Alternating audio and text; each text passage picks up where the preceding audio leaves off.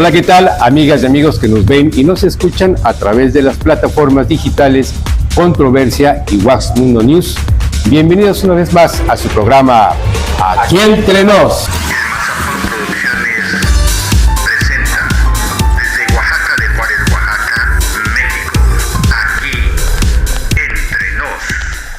Con el gusto de siempre, saludo a mi compañero periodista Isra Gallegos. ¿Qué tal? ¿Qué tal? ¿Qué tal? Hoy una tarde todavía rica, ya cerrando ya el mes de noviembre, en la cuarta temporada, ya nuestro segundo programa de esta cuarta temporada.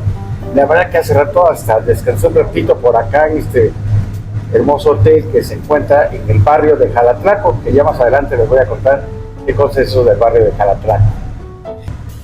Y me da mucho gusto volver a presentarles a nuestro amigo el licenciado José Solana Salmorán, comisionado presidente del OGAIPO. Bienvenido, amigo.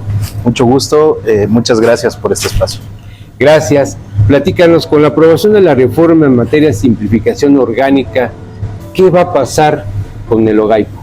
Bueno, en general la simplificación orgánica es una reforma, una iniciativa que presentó desde el 5 de febrero el expresidente, el licenciado Andrés Manuel López Obrador, en el cual desde su visión establecía que era una forma de disminuir la burocracia a nivel federal y que además con eso generarían ahorros que pudieran utilizarse para programas de bienestar. Justo, voy a plantear un poco del histórico de esta reforma. Claro. Misma reforma que fue aprobada en sus términos iguales por la actual legislatura. El día de ayer, a través del Senado, ya se aprobó este dictamen que fue aprobado por la Cámara de Diputados y que ya en su momento pasó al Senado, fue aprobado. En la madrugada ya fue aprobada la minuta por algunos estados, dentro de ellos el estado de Oaxaca, considerando que se requieren 17 estados como mínimo, ya que se trata de una reforma constitucional al artículo 6 constitucional, en el que dejan sin funciones y extinguen al actual órgano federal de materia de transparencia, que es el INAI, junto con otros órganos autónomos que fungían paralelamente en estos términos.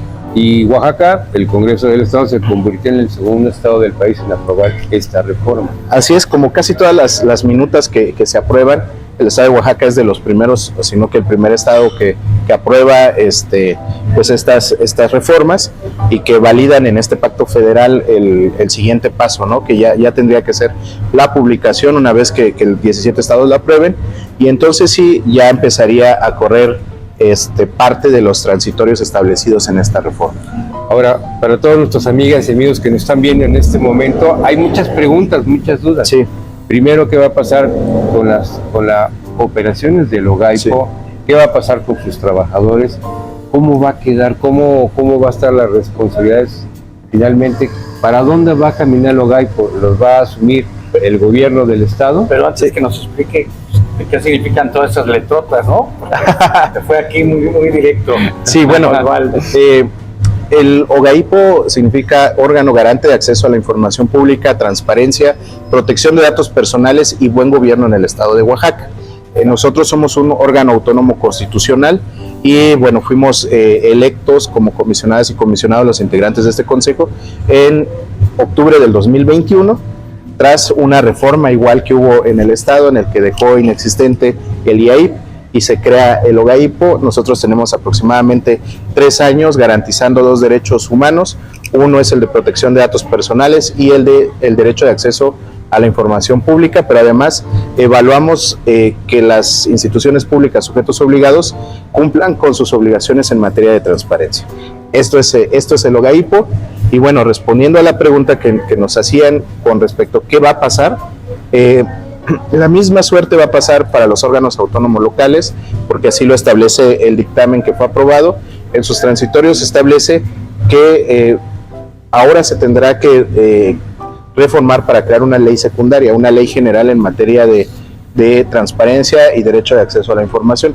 Esta ley general se prevé, o como lo prevén los transitorios, deberá de ser publicada en un máximo plazo de 90 días a partir de la publicación de esta reforma constitucional, es decir, son 90 días. Y luego dicen los transitorios, posterior a ello los congresos locales tendrán igual 30 días después de la publicación de la ley general para aprobar su propia ley local. Es decir, el OGAIPO tendrá vida durante este proceso. Nosotros seguiremos garantizando hasta el día en que se publique la ley local. Estamos hablando que si se fuera al máximo del periodo son 180 días en los que seguiremos nosotros fungiendo con esta responsabilidad y manteniendo los nombramientos que la soberanía nos otorgó en su momento. O sea que queda la cancha en la Cámara de Diputados para que los diputados trabajen sobre esta reforma. Así es, ¿no? Es importante la transparencia, ¿no? Es fundamental. Sabe, ¿no? Fíjate que muchas veces se habla precisamente de la transparencia y no sabemos cómo entrarle. Como ciudadano queremos saber, a veces, no sé, saber cuánto gana un funcionario, cuánto gana un servidor público o en qué se gastó. ¿Es fácil entrar a esto? ¿Podemos saber?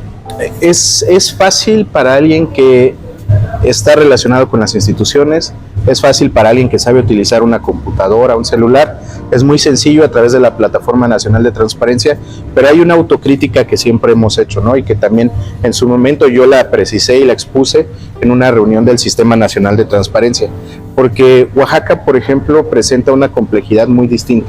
En Oaxaca, dentro de los 570 municipios, son muy pocos los que realmente ejerce la ciudadanía su derecho a saber, su derecho de acceso a la información, en los términos en lo que la actual ley establece.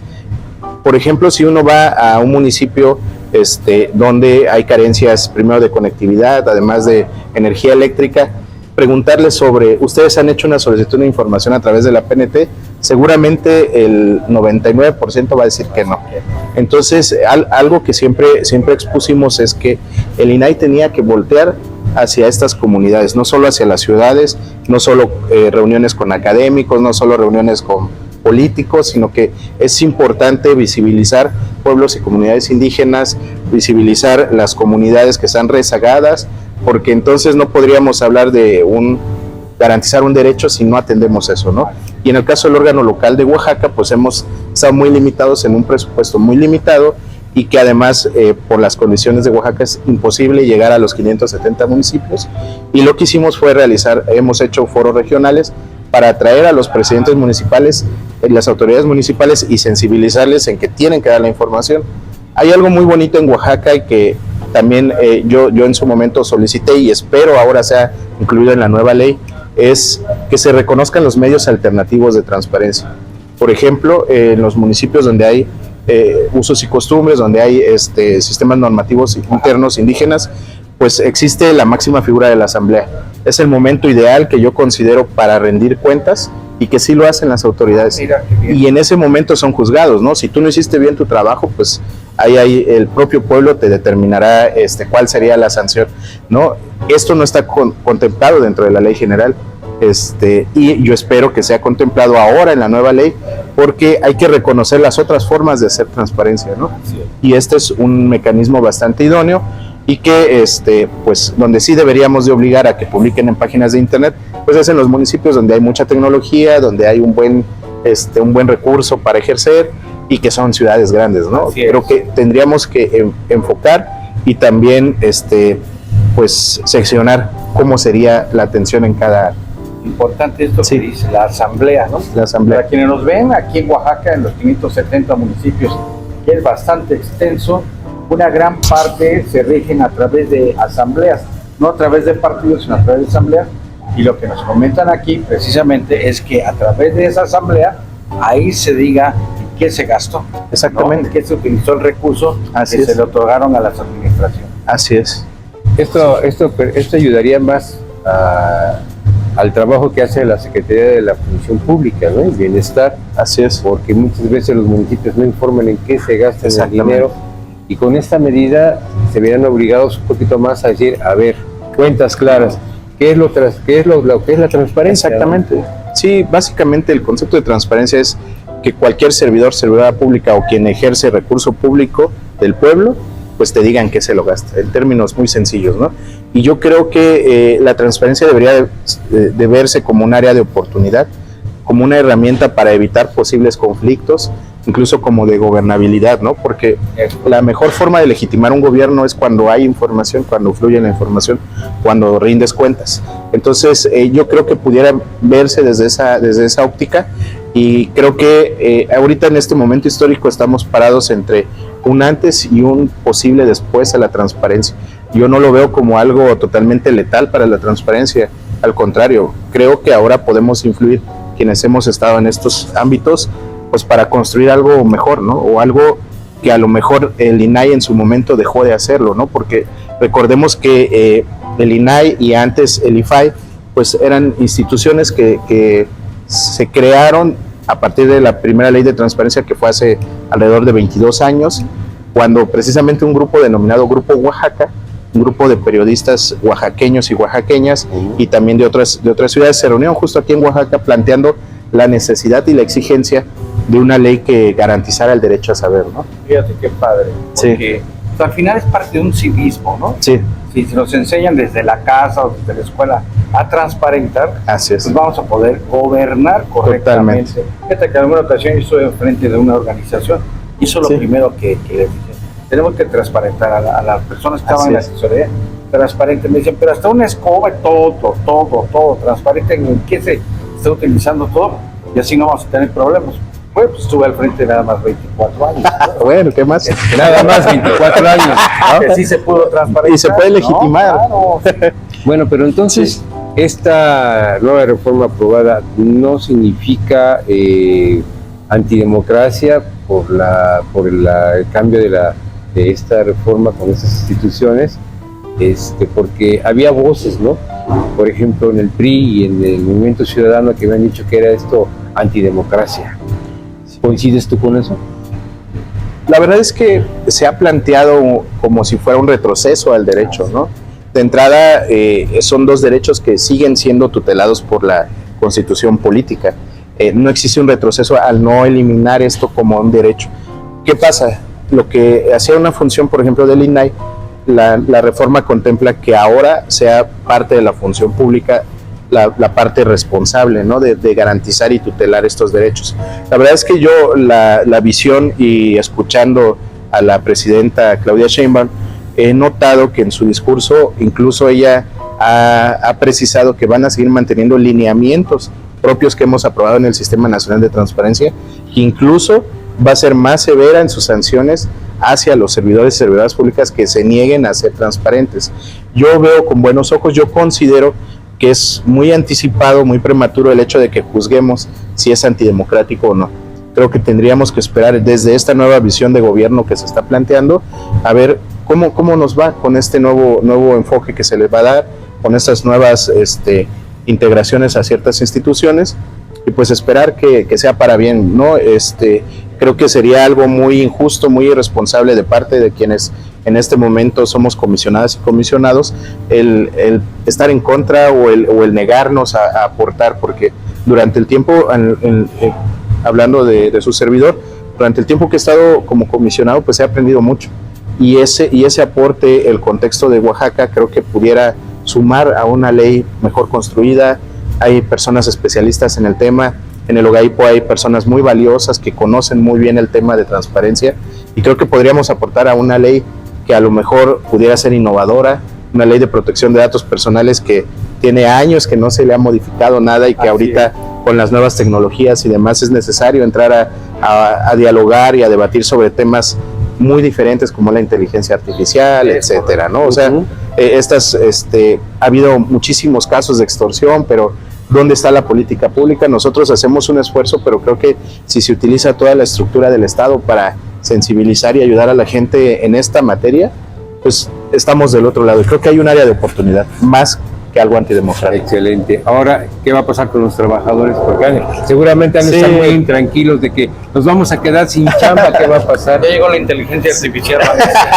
Fíjense que yo he sido muy claro, muy preciso con todo el personal, al menos del OGAIPO. Este tema nosotros lo conocemos desde febrero. No se vale que digamos ahorita nos va a caer como de sorpresa, porque no. Desde febrero se les ha hablado, se ha sensibilizado con los compañeros y las compañeras que esto se va a terminar, ¿no?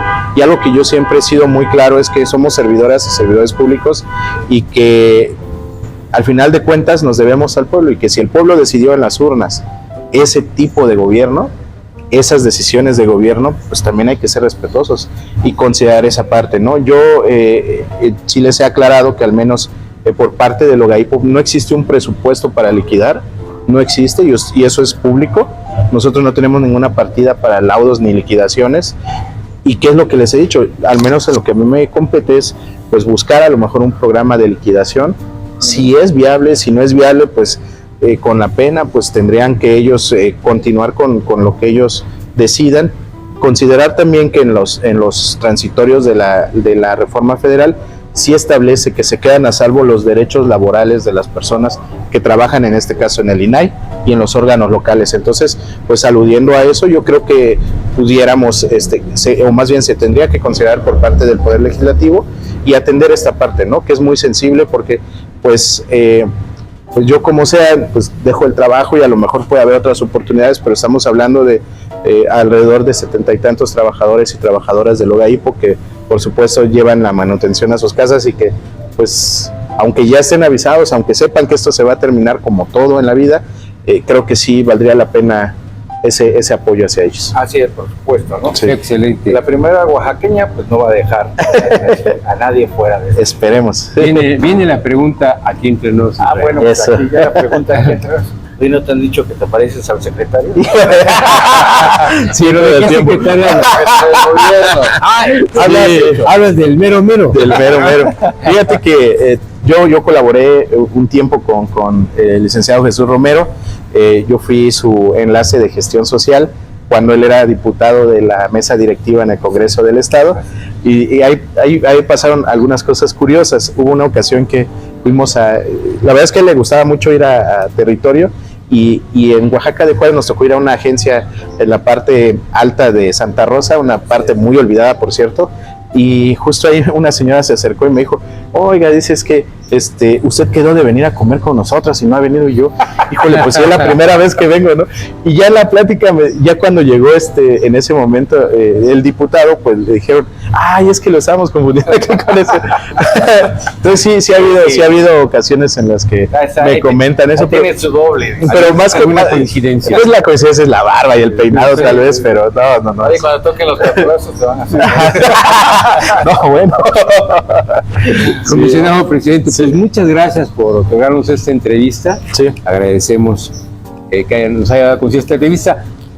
Isra, Oye, estamos ¿dónde estamos haciendo esta entrevista? Estamos aquí en el barrio de Jalatlaco. Le platicaba hace ratito a Osvaldo que Jalatlaco es parte de nuestra historia aquí en México.